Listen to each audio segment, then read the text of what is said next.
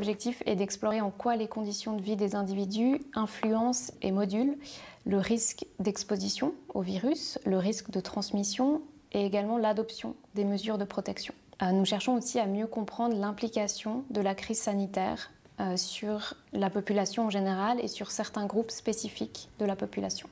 Nous voulons notamment voir en quoi la pandémie participe à reproduire ou à reconfigurer des formes d'inégalité sociale, soit en aggravant des situations précaires existantes, soit en créant de nouvelles formes de vulnérabilité. Donc, dans ce projet, nous nous sommes intéressés à 3 groupes de la population. Le premier, les cas index, donc les personnes qui ont contracté le virus au tout début de la première vague de la pandémie, et des personnes sélectionnées de manière aléatoire parmi la population générale du canton de Vaud. Le deuxième groupe comprend les employés des secteurs considérés comme essentiels, donc notamment la grande distribution agroalimentaire et les services postaux. Le dernier groupe comprend les requérants d'asile résidant dans des foyers EVAM, qui sont les établissements vaudois d'accueil des migrants.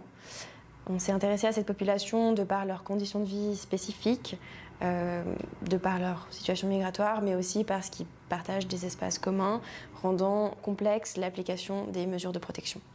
Pour chaque groupe, on a fait entre 15 et 20 entretiens. Donc nous avons constaté que la pandémie a donné lieu à d'importantes réorganisations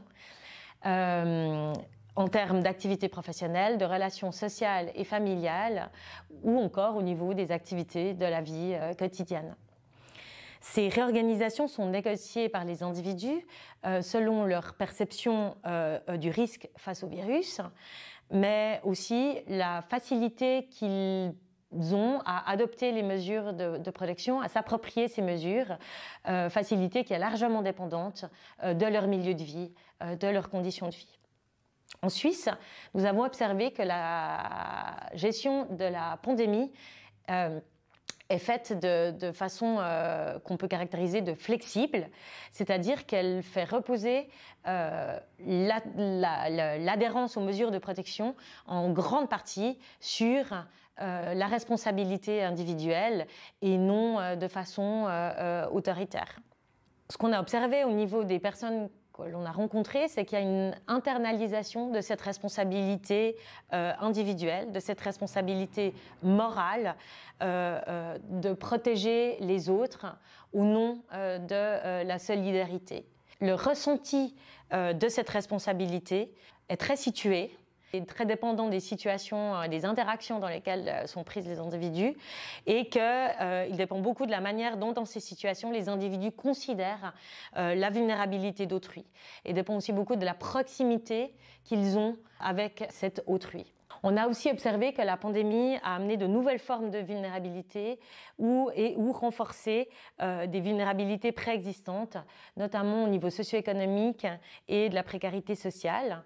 Elle a provoqué des nouvelles formes de vulnérabilité au niveau physique et mental, par exemple en termes d'isolement, d'incertitudes liées à la pandémie, avec des repères existentiels qui sont complètement troublés, et en raison aussi du poids des mesures restrictives qui affectent les individus de façon très différenciée. Les reconfigurations ayant lieu durant la pandémie permettent de comprendre différentes choses, notamment le rôle aggravant ou protecteur du maintien d'une activité professionnelle durant la pandémie.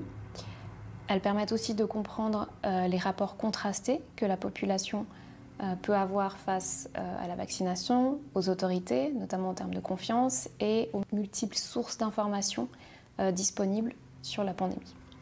Les reconfigurations de la pandémie mettent également en lumière l'intensification des tâches domestiques généralement assignées aux femmes dans la sphère domestique et l'émergence de nouveaux rôles de gestion, de transmission et de risque face au virus Covid-19 au sein de l'espace domestique. Ces reconfigurations permettent aussi de comprendre l'importance du milieu de vie et de l'espace à disposition des personnes et de la manière dont cela impacte leurs préoccupations et leur gestion globale de la pandémie. La phase d'implémentation du projet vient de débuter en septembre 2021 avec l'objectif de formuler des recommandations. Ces recommandations ont pour but d'améliorer la gestion de la crise à partir de l'analyse des entretiens qui ont été réalisés avec ces groupes spécifiques sur 2 axes. Le premier qui est la gestion du risque et protection, et le deuxième qui est les effets de la pandémie à long terme sur ces groupes.